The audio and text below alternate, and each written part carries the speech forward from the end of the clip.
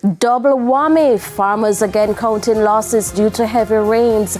Good evening and welcome to Primetime News on air and online at onespotmedia.com as well as TVJ International in the Cayman Islands. I'm Shamela Pullen.